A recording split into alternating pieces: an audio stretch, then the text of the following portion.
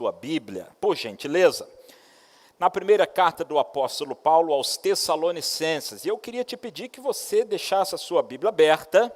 Se você gosta de anotar, que você tivesse aí uma caneta para você sublinhar, para você marcar. Se você gosta de fazer assim, eu gosto. A minha Bíblia é toda marcadinha, porque eu vou lendo e vou sublinhando, vou marcando, vou anotando, e você fica à vontade para fazer assim também. O texto da palavra do Senhor, eu vou lendo aos pouquinhos, eu não vou ler todo, nós vamos ler todo o capítulo, é um capítulo pequenininho, apenas 10 versículos, mas eu quero ler aos pouquinhos e você vai me acompanhando aí da sua casa, tá bom? O verso 1, o apóstolo Paulo diz: Paulo, Silvano e Timóteo, esses 3 missionários, estavam escrevendo à igreja.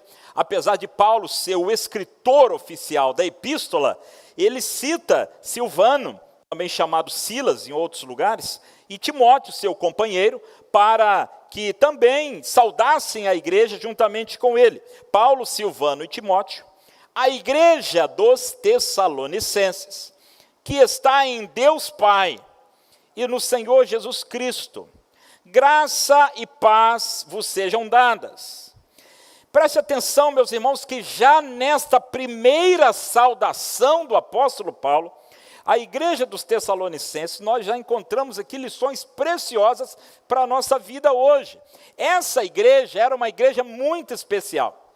A igreja de Tessalônica, ela foi plantada pelo apóstolo Paulo durante a sua viagem missionária, conforme está escrito lá em Atos 17. Bota o dedo aí em Tessalonicenses, que a gente vai voltar para lá, mas vamos lá em Atos 17, só para a gente relembrar um pouquinho como foi o início. Paulo está escrevendo para uma igreja que ele conhece muito bem. Paulo está escrevendo para uma igreja, uma das igrejas, que ele, em seu ministério missionário, plantou. O início daquela igreja, o início da história daquela igreja estava ligado a Paulo. E Paulo tinha um vínculo afetivo muito grande com aquela igreja. E não apenas plantou, como pastoreou e depois orientou, mentoreou e continuava cuidando, zelando e abençoando aquela igreja. Mas quando a gente vê o início, olha lá no verso 1 de Atos 17, Paulo passando por Anfípolis e Apolônia, chegaram a Tessalônica, onde havia uma sinagoga dos judeus. Paulo começa a evangelização na cidade de Tessalônica, na sinagoga. Verso 2, segundo o seu costume, Paulo compareceu à reunião deles, isto é, na sinagoga, e por 3 sábados examinou com eles as Escrituras. Segundo o seu costume, Paulo visita a sinagoga em Tessalônica e examina as Escrituras. Quero chamar a sua atenção para a maneira como o trabalho missionário na cidade de Tessalônica foi um trabalho que desde o princípio, desde o seu início, estava baseado, fundamentado nas Escrituras. Meu irmão, o que sustenta a igreja do Senhor Jesus, desde o seu nascimento, o seu crescimento, a sua longevidade, a sua preciosidade, a sua relevância no meio da sociedade onde ela está, é o fato de que a igreja precisa estar baseada nas Escrituras. Paulo, segundo o seu costume, visitou aquela sinagoga, examinou com eles as Escrituras. Verso 3, explicando e demonstrando que era necessário que o Cristo sofresse e ressuscitasse dentre os mortos. Essa expressão pequena, era necessário que o Cristo sofresse e ressuscitasse dentre os mortos, isso é uma fórmula que resume o Evangelho. Quando nós pregamos o Evangelho, nós pregamos que Cristo encarnou, veio ao mundo, sofreu, morreu por nós, ressuscitou para a nossa salvação. Quando Paulo pregava na sinagoga, ele não explicava o judaísmo para agradar judeus.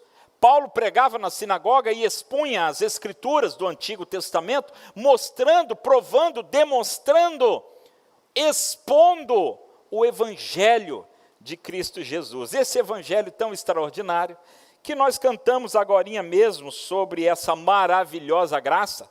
E eu confesso para vocês que, enquanto a gente cantava, me emocionei em pensar que imenso amor, que demonstração de graça extraordinária de Jesus vir e entregar a vida por mim, sem que eu merecesse. Isso é evangelho, essa é a mensagem do evangelho. E Paulo então explicava e demonstrava esse evangelho e dizia: este Jesus que eu vos anuncio é o Cristo de Deus. E desta maneira, verso 4, alguns deles foram convencidos e uniram-se a Paulo e Silas, bem como um grande número de gregos tementes a Deus, e também muitas mulheres de alta posição. Aqui nessa igreja, Paulo prega, Paulo expõe as Escrituras, aplica o Evangelho, faz a demonstração de que Jesus é o Cristo, o Messias esperado, e aí alguns se convertem.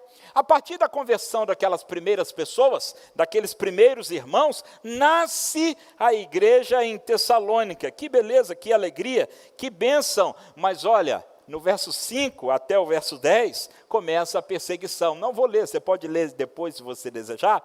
Mas logo no início da história da igreja de Tessalônica, após as primeiras conversões, os primeiros batismos, os primeiros discipulados, vem a perseguição. Algumas pessoas se sentiram ali invejosas, enciumadas, e logo tomaram ali alguns homens desocupados, reuniram a multidão e começaram a incitar uma perseguição contra Paulo. E aquela igreja, logo no seu nascimento, ela viveu dias de grande perseguição, de grandes lutas, e aquela perseguição e aquela luta permanecia. Presta atenção numa coisa. Às vezes a gente acha, e às vezes até se prega desta maneira por aí, alguns podem entender, equivocadamente, que quando a gente prega o Evangelho, quando a gente crê no Evangelho, quando a gente confia no Senhor Jesus, que a nossa vida será um mar de rosas, uma maravilha. Todo mundo pode pegar coronavírus, mas eu não, porque eu sou crente em Jesus. Não é assim não, irmãos. As lutas da vida, as perseguições, os problemas, elas vêm sobre bons e maus, como a chuva que Deus manda também vem sobre bons e maus. A diferença não está no fato de que eu sou imune às dificuldades, imune às lutas, imune às perseguições. A diferença está na maneira como eu me porto, como eu enfrento, como eu reajo, como eu reconheço que aquela perseguição, aquela luta, aquele inimigo não me abate, porque maior é o que está em nós do que aquele que está no mundo. Desta maneira, nós seguimos confiantes, nós seguimos fortalecidos, nós seguimos renovados, revigorados, porque o Senhor está conosco. Aquela igreja de Tessalônica, no iniciozinho, no comecinho da sua vida, 3 semanas, se você observar aqui, há alguns que defendem que Paulo levou 3 semanas para plantar essa igreja. Se essa interpretação estiver correta, foi um tempo recorde. Imagine, 3 semanas para plantar uma igreja, porque ele diz, por 3 sábados, eu me reuni ali com eles. E, na verdade, em tão pouco tempo, aquelas pessoas se converteram, foram batizadas, organizou-se a igreja, mas da mesma forma que a plantação foi rápida, a perseguição também veio rápida. E perseguição pesada sobre a vida daquela igreja. E eles permaneceram firmes no Senhor Jesus. Você pode ler o restante do capítulo 17, para você observar isso, até que chega ao verso 11, que vai dizer que Paulo finalmente foi para Bereia. E os de Bereia, a população de Bereia recebeu Paulo com mais nobreza. Diz aí as versões mais antigas que eles foram mais nobres, ou de mente mais aberta, enfim, eles receberam com menos perseguição do que a situação estava lá em Tessalônica. Não porque a igreja de Tessalônica fosse ruim, mas porque o contexto em que ela estava impunha duríssima perseguição, luta, problema, dificuldade. Mas nem por isso aquela igreja se deixou levar, se rendeu. Nem por isso ela enfraqueceu. Voltando agora para Tessalonicenses, capítulo 1, depois da gente relembrar o início desse nascimento, do início da história da igreja, volta para o capítulo 1, porque ele diz, Paulo, Silvano e Timóteo, E aí eu acho isso aqui interessante a beça, porque isso aqui nos dá um conceito de igreja muito legal. Isso aqui nos mostra o que é igreja, coisa que hoje também se confunde muito. Eu estou aqui no templo da igreja, esse templo bonito, grande, tudo vazio, tudo apagado. Alguns irmãos aqui, os irmãos da música, os irmãos da mídia estão aqui. Mas eu confesso para você que é estranho olhar para a galeria vazia, olhar para essa bancada vazia. Por quê? Porque nós acostumamos que igreja é prédio, que igreja é tijolo, que igreja é lugar físico, quando na verdade não é. E nós sabemos disso. Igreja é gente, igreja é criança, igreja é adolescente, igreja é idoso, igreja é adulto, homens e mulheres, é gente de Deus, igreja é gente de carne e osso, gente com suas dificuldades, gente com suas lutas. E quando Paulo faz a sua saudação para a igreja, ele diz, a igreja dos Tessalonicenses. Preste atenção que o conceito de igreja que Paulo já define nessa saudação, refere-se a uma igreja de gente. Paulo não estava falando de templo, até porque naquele primeiro século, naquele primeiro momento, igreja não tinha templo, não tinha banco, não tinha piano, não tinha guitarra, não tinha microfone, não tinha caixa de som, não tinha internet, não tinha nada, absolutamente nada. Tinha o quê? Tinha gente. Igreja é gente. Igreja somos nós. E Paulo então faz a sua saudação à igreja dos Tessalonicenses. E ele completa, ele dá o endereço da igreja. Olha aí no verso 1, para você descobrir qual é o endereço da igreja. Talvez se a gente fosse a Tessalônica hoje, né, neste momento, se a gente pudesse voltar no tempo, eu ia botar lá no GPS, como é que eu faço para chegar em Tessalônica? Aí eu perguntaria assim, Paulo, qual é o endereço da igreja? Aí Paulo dá aqui o endereço. A igreja dos Tessalonicenses, que está onde?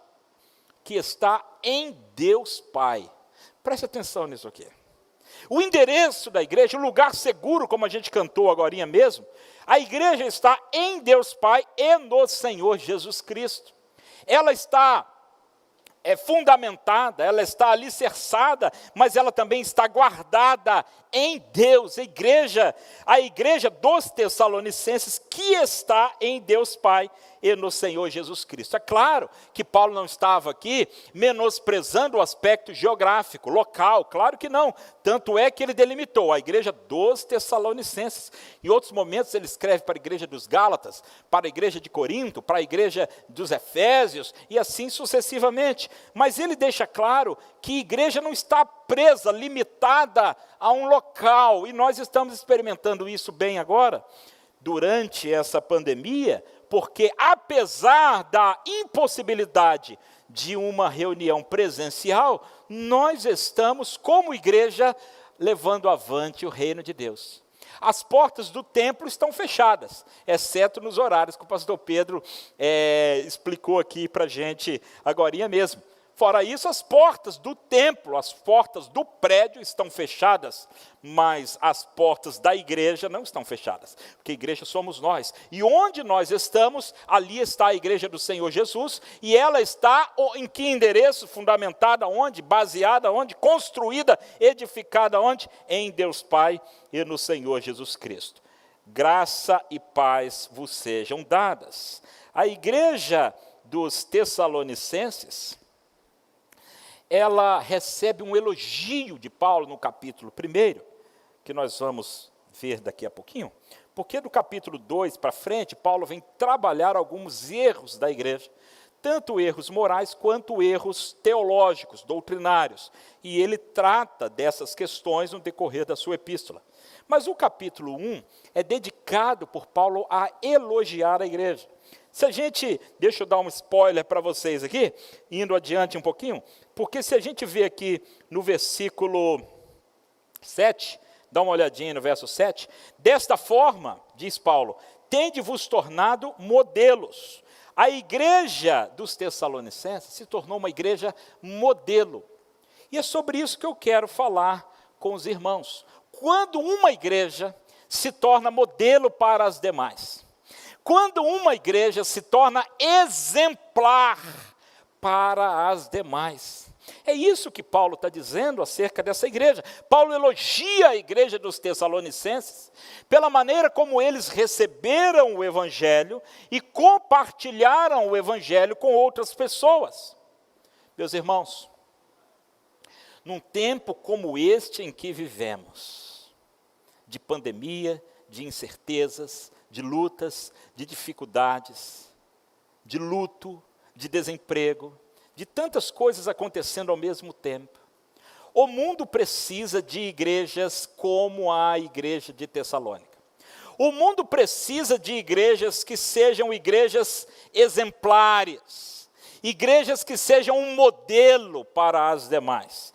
Uma igreja exemplar. Quero tratar com você sobre esse tema, então, nesta noite. Uma igreja exemplar. E, em primeiro lugar, aquela igreja de Tessalônica, ela era exemplar na prática do Evangelho. Na prática do Evangelho. O verso 2 e o verso 3, leia comigo, diz assim: sempre agradecemos a Deus por todos vós, mencionando-vos em nossas orações. Diante do nosso Deus e Pai, lembramo-nos constantemente da vossa fé atuante, do vosso amor prestativo e da vossa esperança bem firmada em nosso Senhor Jesus Cristo. Perceba que aquela igreja que recebeu a mensagem do Evangelho, a mensagem do Cristo que morreu, foi crucificado e que ressuscitou para a nossa salvação, essa é a mensagem do Evangelho. Aquela igreja que foi plantada sobre esta base da Escritura e a base do Evangelho, aquela igreja que era ortodoxa, fiel na doutrina, na palavra, no Evangelho, ela não era simplesmente teórica na divulgação interna do Evangelho. Aquela igreja colocou em prática o Evangelho. Quando eu digo que a igreja de Tessalônica é uma igreja exemplar e que nós precisamos, como ela, ser também hoje uma igreja exemplar, é porque ela era uma igreja exemplar na prática do Evangelho. Paulo fala daquela fé que habitava na igreja de Tessalonicenses, e ele não fala de uma fé retórica, uma fé que a gente canta, como a irmã estava nos dirigindo aqui no cântico agorinha mesmo, e ela dizendo assim, a gente canta que é o Deus do impossível, mas a gente precisa viver também como Deus do impossível. É isso mesmo, porque às vezes a gente canta e canta bonito pra caramba, às vezes a expressão do nosso rosto, dos nossos braços, das nossas mãos levantadas, a voz, o ambiente é tão bonito, é tão gostoso, e que a gente canta uma expressão de fé tão maravilhosa, mas quando chega na vida real, na segunda-feira, a gente faz tudo diferente. A fé que nós cremos no Deus do impossível, a fé que nós cantamos, de que eu vou olhar para os montes, estou olhando para os montes, de onde me virá o socorro? O meu socorro vem do Senhor. Quando a gente canta, quando a gente expressa, quando a gente demonstra essa fé, a gente professa a fé, a gente confessa a fé, mas a gente precisa também viver a fé. A fé posta em prática. É isso que Paulo está dizendo aqui. Quando nós nos lembramos de vocês, diz Paulo, eu me lembro, eu e Silvano e Timóteo, nós nos lembramos de vocês e agradecemos a Deus. Quantas vezes que ele agradecia a Deus? Olha aí no verso 2, quantas vezes que eles agradeciam? Diz, todas as vezes, mencionando-vos em nossas orações, diante de nosso Deus e Pai, lembrando-nos constantemente da vossa fé atuante. Não é fé teórica, não é fé acadêmica, não é fé retórica, não é fé de canção ou fé de livros, é fé posta em prática, é fé atuante. E ele diz, a fé atuante e o amor prestativo. Não sei como é que está na sua tradução aí, mas às vezes a gente fala de amor, mesma coisa de fé. E a gente diz de amar os irmãos, de amar o mundo perdido, de amar as almas perdidas, de amar as nações, de amar a nossa família, amar os nossos inimigos, amar os nossos adversários, amar, demonstrar amor, amor, amor. E a gente fala tanto de amor. Mas na hora de agir, a gente esquece o amor. Paulo elogia, Paulo ele se agrada, ele se emociona, ele se alegra em oração pelos Tessalonicenses, porque eles tinham uma prática do evangelho muito interessante, uma fé atuante e um amor prestativo, um amor que era mais do que sentimento, amor que era mais do que meras palavras poéticas ou emotivas, amor que é mais do que um emocionalismo passageiro, amor que é prestativo, diz Paulo, amor que se expressa em atitude, em ação, em mão estendida, em renúncia, em abnegação, amor que se demonstra quando eu preciso abrir mão de alguma coisa ou tirar a minha roupa do corpo para dar a alguém, para socorrer alguém, para atender alguém. Amor de quem se coloca em segundo plano para atender a necessidade do seu irmão.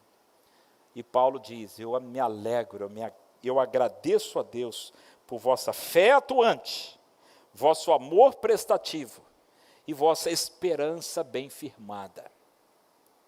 A igreja de Tessalônica era uma igreja exemplar, porque ela era exemplar na prática do evangelho, na fé, no amor e na esperança. Lá em 1 Coríntios capítulo 13, Paulo vai dizer, agora permanecem três coisas, a fé, a esperança e o amor. E ele usa essas três palavras aqui também, em Tessalonicenses. E a esperança dos Tessalonicenses não era uma esperança solta, não era uma esperança efêmera, não era uma esperança tênue, amarrada por uma cordinha fina que a qualquer momento poderia arrebentar, não. A esperança, diz o apóstolo Paulo, é uma esperança bem firmada, firme. E esperança não naquilo que se vê, porque aquilo que se vê não é esperança. É claro que tanto eu quanto você gostaríamos de ter todas as respostas. Fala a verdade, é ou não é? Ah, como nós gostaríamos de ter agora todas as respostas. Às vezes alguém faz umas perguntas difíceis para nós. O filho chega e diz assim, papai, quando vão voltar as aulas presenciais? Aí eu falo assim, meu filho, minha filha, olha, se eu soubesse essa resposta, eu estaria milionário agora. A gente não sabe.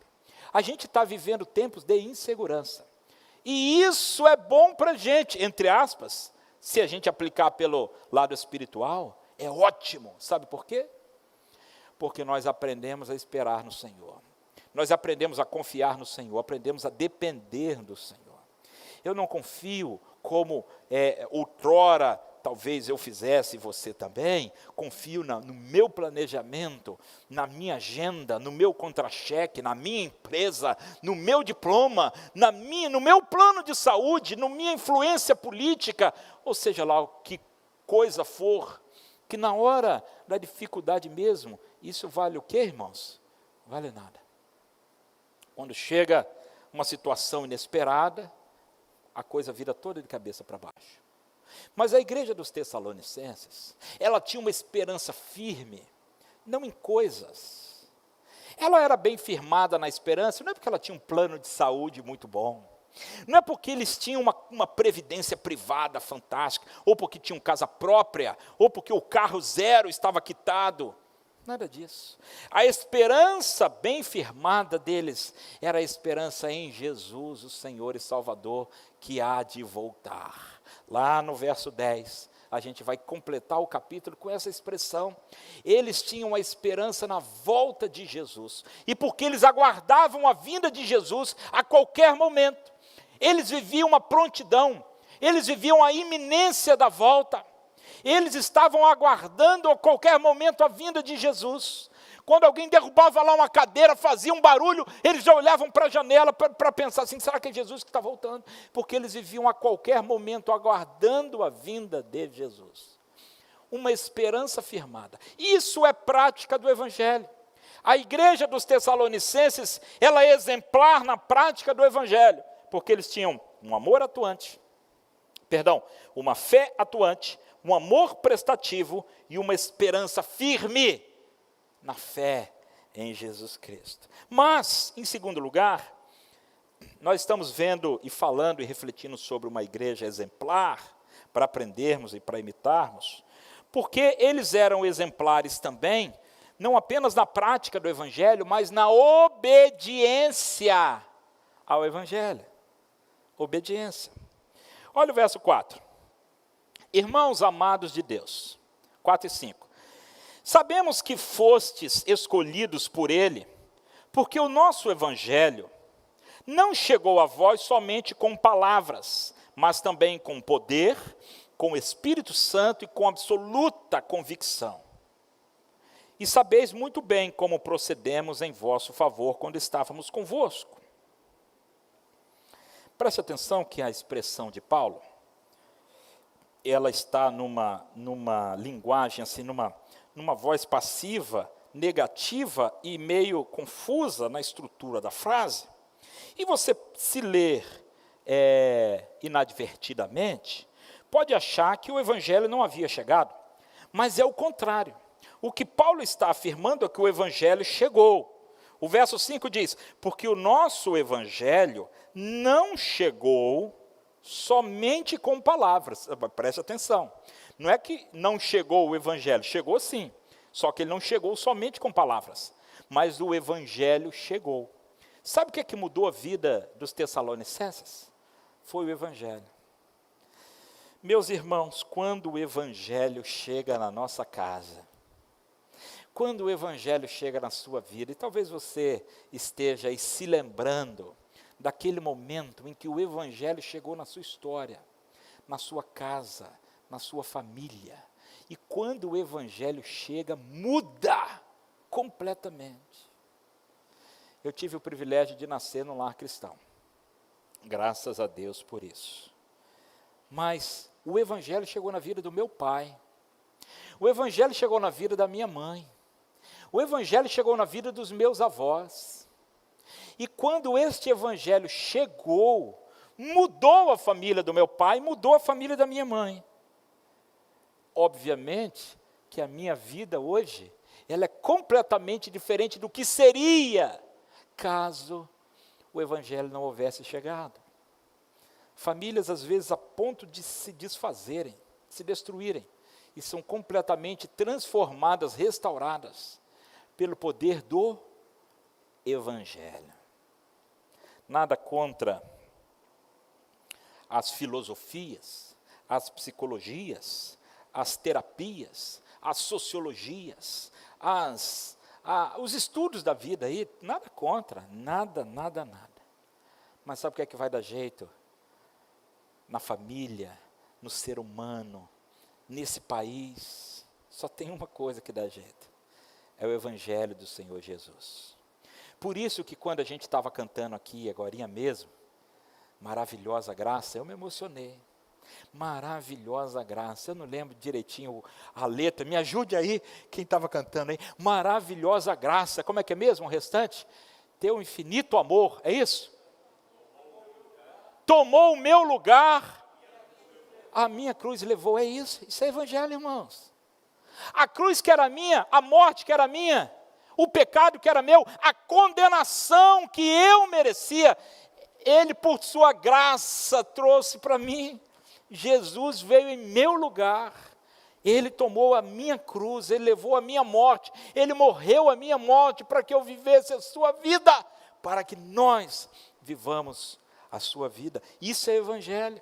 E quando o Evangelho chega com essa maravilhosa graça, Ele transforma tudo.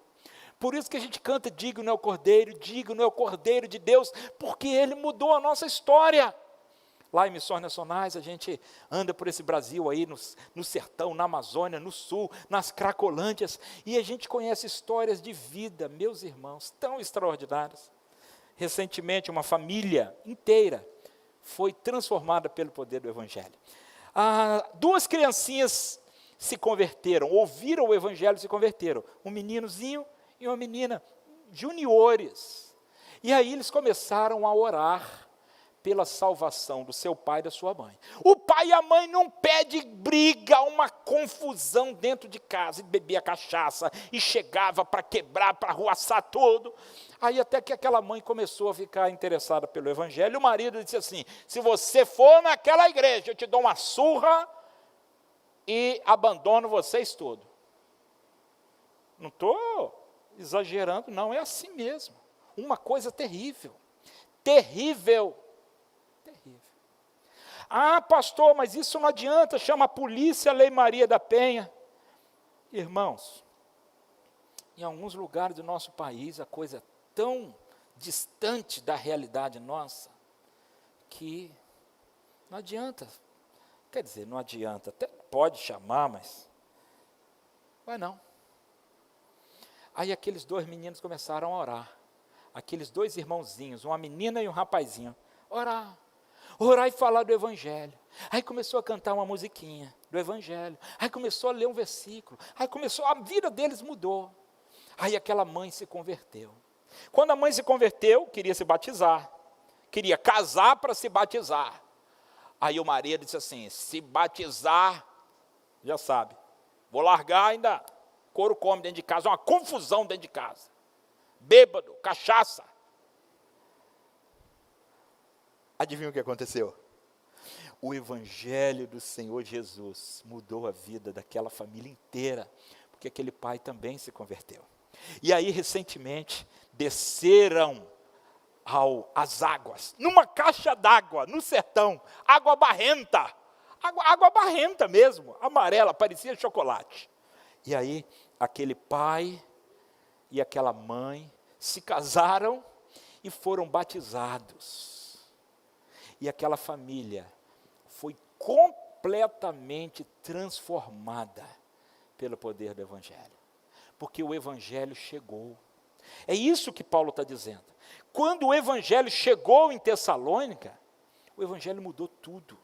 Quando o Evangelho chegou na sua casa, na minha casa, na nossa casa, o Evangelho muda. Porque o Evangelho, diz o apóstolo Paulo em Romanos 1,16, é o poder de Deus para a salvação de todo aquele que crê. Mas ele diz no verso 5, olha aí no verso 5, ele diz assim, o Evangelho, mas ele diz o nosso Evangelho, isso aqui é interessante também, porque o Evangelho não vai sozinho, assim, o Evangelho sozinho, chegou do nada assim um anjo, não. Ele diz assim, o nosso Evangelho, não sei se está assim na sua Bíblia, o nosso Evangelho. O que significa isso? Que Paulo tinha um evangelho dele, o outro tinha outro? Não, não era isso não. Significa que o evangelho chegou pela instrumentalidade deles, Paulo, Silvano e Timóteo. O evangelho chega quando o missionário chega. O evangelho chega quando eu e você, que somos agentes desse evangelho, transformados por ele, nós chegamos e entregamos a mensagem do evangelho. Aí nós nos tornamos instrumentos de Deus. Deixa eu fazer uma pergunta. Toda vez que o missionário chega, o evangelho chega? Não necessariamente.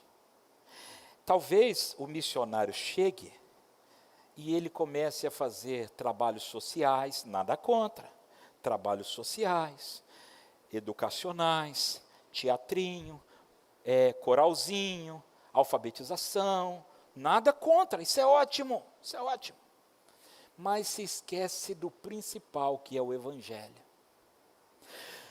Às vezes eu e você chegamos lá no emprego, lá no condomínio, lá no hospital, lá no quartel, lá no escritório, lá no banco, lá onde eu e você estamos cotidianamente. Nós chegamos, mas o Evangelho não chega.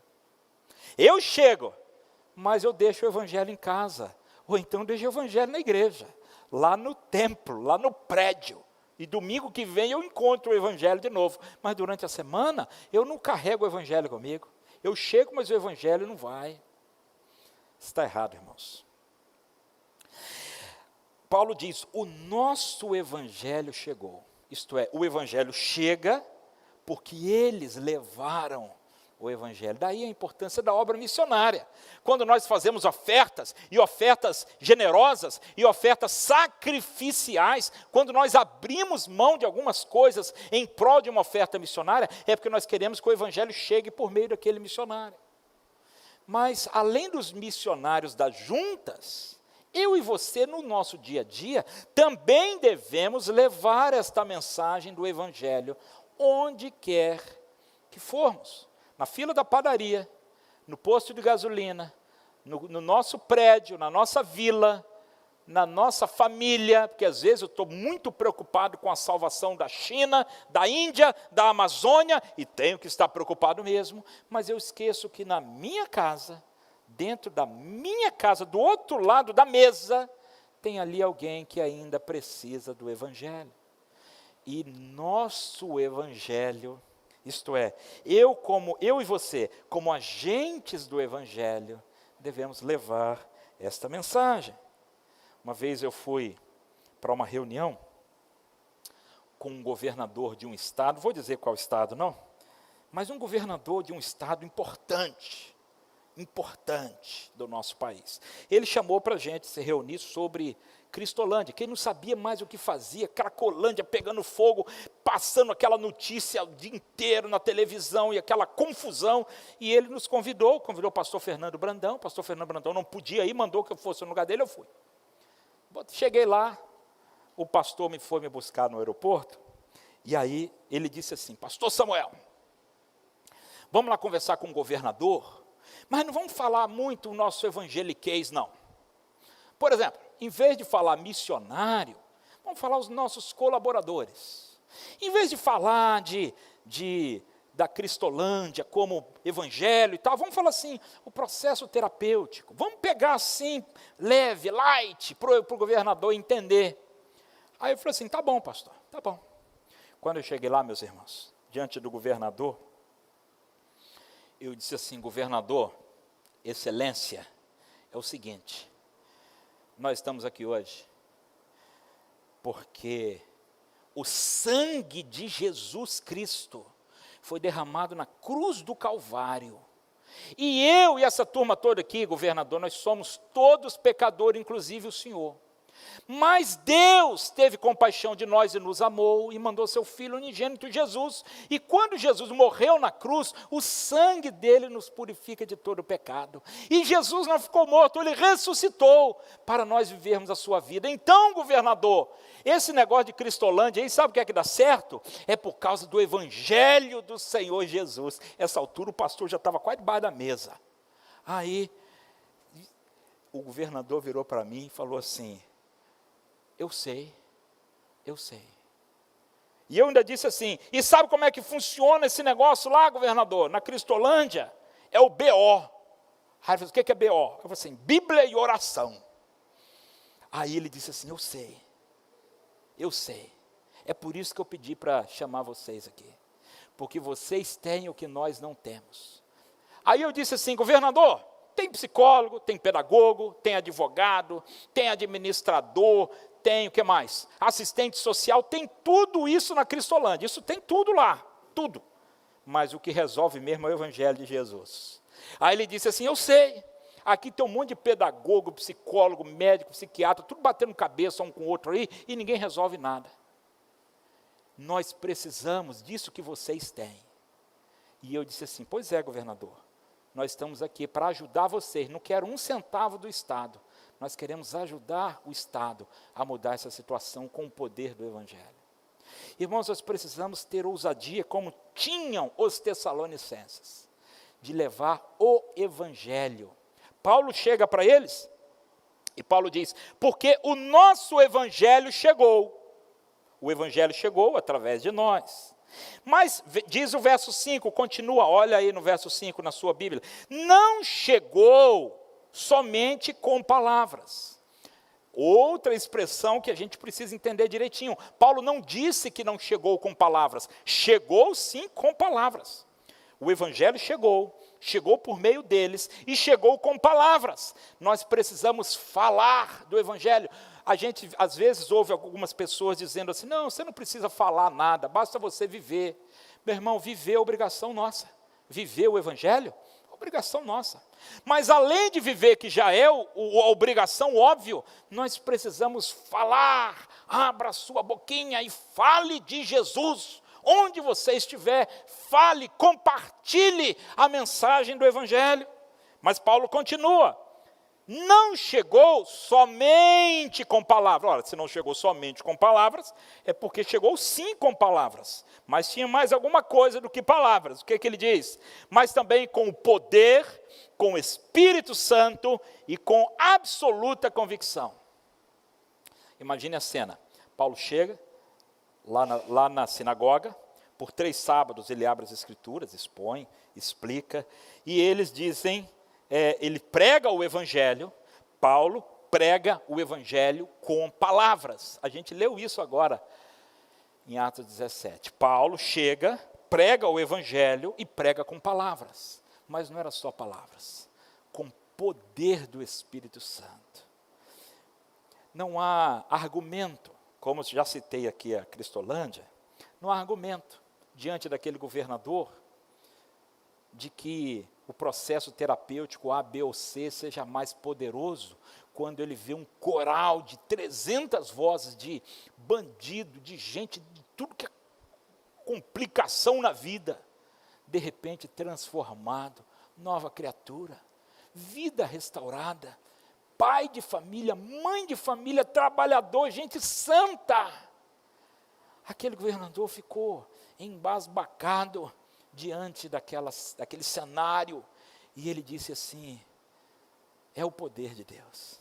Quando o evangelho chega com palavras, ele precisa chegar com palavras, mas ele deve chegar também com poder do Espírito Santo, porque quem convence o homem não sou eu, não é meu argumento que vai convencer ninguém, mas é o Espírito Santo que convence, e com absoluta convicção, plena convicção, de que nós estamos dizendo a verdade em Cristo Jesus.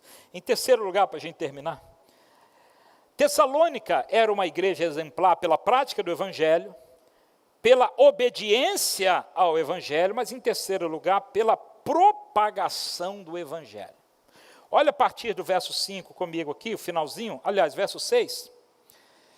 Verso 6, Paulo diz assim, e vos tornastes imitadores nossos e do Senhor, recebendo a palavra com alegria que vem do Espírito Santo, mesmo em meio a muitas tribulações. Aquela igreja que era fiel em praticar o evangelho, aquela igreja que era exemplar em obedecer o evangelho, era fiel e era exemplar também em compartilhar o evangelho, mesmo em meio a muitas tribulações.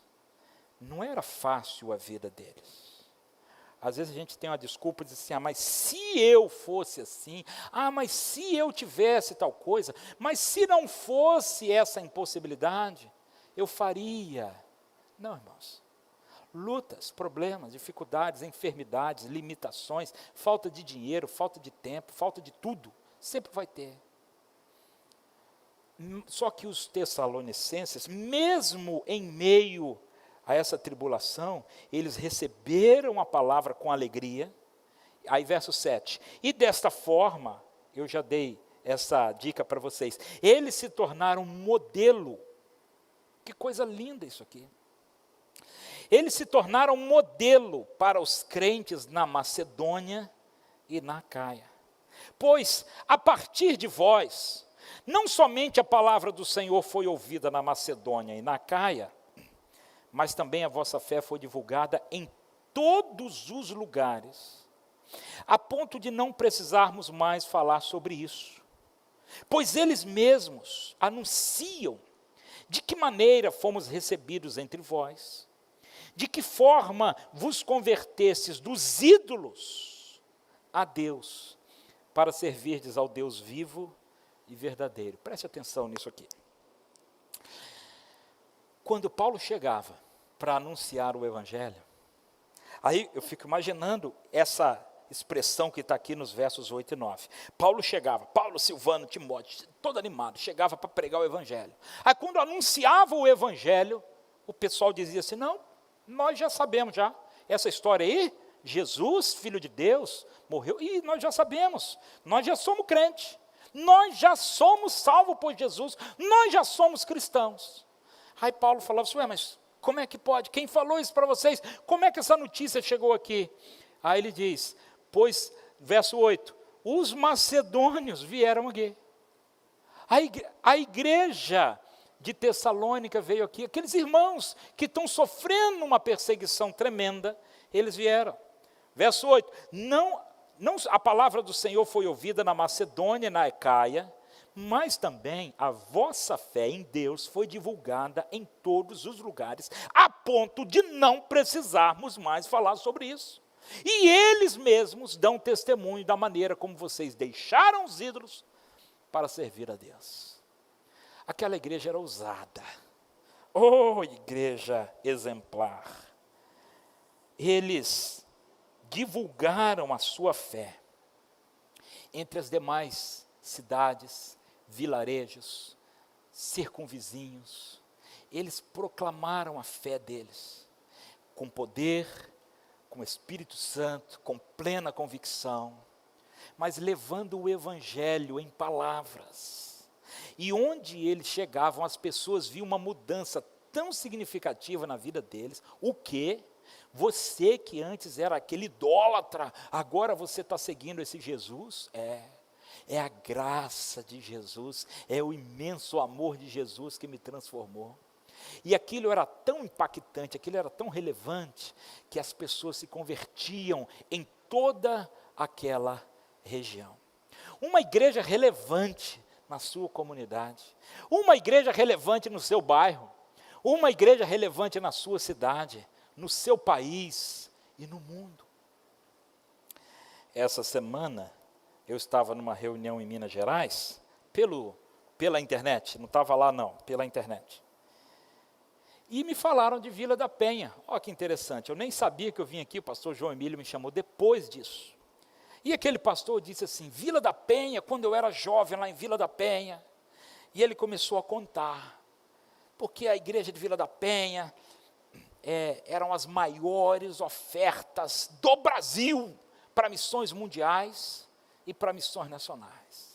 E a igreja era engajada, e o pastor Sebastião Ferreira era isso, era aquilo, e os jovens, e os adultos, e os diáconos, aquela igreja espetacular. E eles ele elogiou a beça os irmãos aqui, a PIB de Vila da Penha. Inclusive, ele disse que plantou algumas igrejas em Minas Gerais.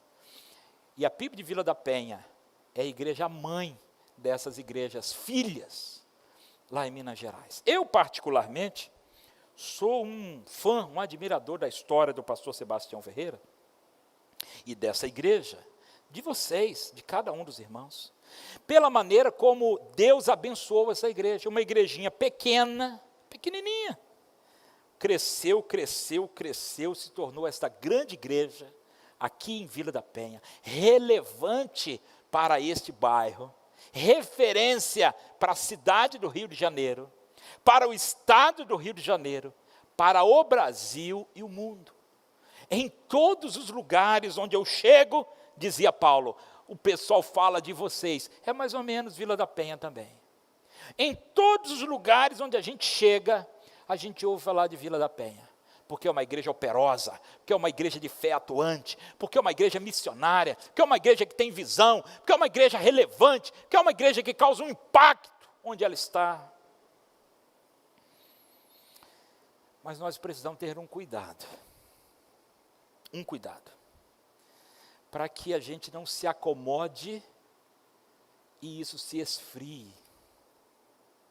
É preciso olhar para a história desta igreja, É preciso olhar para o início da igreja, como os tessalonicenses olhavam lá para aquelas 3 semanas iniciais, de tanta luta, de tanta perseguição.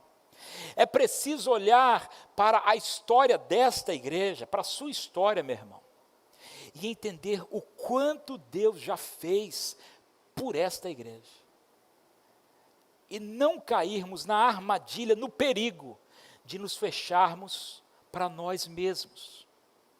Eu me entristeço quando eu vejo que algumas igrejas se fecham, vivem para si, vivem como um clube fechado, vivem para o seu programa, vivem para as suas atividades, vivem para cumprir suas agendas e perdem a urgência de levar o evangelho transformador ao vizinho, ao bairro ali perto, à comunidade, ao bairro rico, ao condomínio de luxo, à favela, a Minas Gerais, São Paulo, ao sertão do Brasil, à Amazônia, ao sul, a missões mundiais, às tribos indígenas. Há um perigo muito grande de nós olharmos para a nossa história, os irmãos olharem para a história desta igreja, se vangloriarem, se alegrarem, porque nós fizemos isso e aquilo, mas olhando para o passado. E hoje? Glória a Deus pelo passado, glória a Deus pelo que foi feito lá, mas e hoje, o que é que nós estamos fazendo? E hoje? Não adianta também pensar assim, não, porque lá no futuro, daqui a 20 anos vai ser daqui a 20 anos, o que está na nossa mão é hoje, é agora. O que é que nós vamos fazer hoje, com essa história linda, do poder do Evangelho nessa igreja, para transformar, para impactar, para ser relevante na vida de tanta gente, em Vila da Penha, nos bairros vizinhos, na cidade do Rio, no estado do Rio, no Brasil e no mundo. A fé dos tessalonicenses, a maneira como eles foram transformados pelo poder do Evangelho, a maneira como eles abandonaram os ídolos para servir o Deus vivo e verdadeiro, isso era impactante, e por isso eles se tornaram uma igreja exemplar, na prática do Evangelho, na obediência do Evangelho e na propagação do Evangelho. O verso 10, para a gente terminar, Paulo diz, esperando do céu, aí aquela esperança bem firmada, a esperança, a motivação do coração deles, eles não faziam isso para aparecer ou para receber elogios ou aplausos, eles faziam isso esperando do céu. Todo dia de manhã eles acordavam e olhavam para o céu, será que é hoje que o nosso Senhor virá? Esperando do céu o seu Filho, a quem ele ressuscitou dentre os mortos, Jesus, que nos livra da ira vindoura. A igreja exemplar em Tessalônica, a igreja exemplar em Vila da Penha, ela vive com os pés na terra, engajada, envolvida, relevante, fazendo diferença, mas ela vive com os olhos nos céus, a esperança no céu, pés e mãos na terra, mas os olhos no céu, aguardando a vinda do Senhor Jesus Cristo a qualquer momento, agindo com urgência, com dedicação, às vezes com sacrifício pessoal, aqui na terra, atendendo às necessidades presentes, físicas, emocionais, do dia a dia das pessoas de carne e osso, mas fazendo tudo isso, olhando para o céu e aguardando a volta do Senhor Jesus. Que Deus nos abençoe, que Ele nos ajude, que Ele nos ensine a viver este Evangelho, na prática, na obediência e na propagação desta mensagem do Evangelho a todas as pessoas. Que o nosso Deus abençoe esta igreja, a primeira igreja batista de Vila da Penha, para que seja uma igreja exemplar. Feche os seus olhos, deixa eu orar com você. Pai, obrigado pela tua palavra, obrigado por este Evangelho que toca o nosso coração, que transforma nossas vidas, que nos emociona, que nos constrange, esse amor tão grande, e permita que esta igreja, permita que as nossas vidas, eu e meus irmãos, sejamos instrumentos nas tuas mãos, para impactar o mundo, para transformar o mundo com o poder do teu evangelho. Usa poderosamente as nossas vidas, em nome de Jesus, amém e amém. Deus nos abençoe.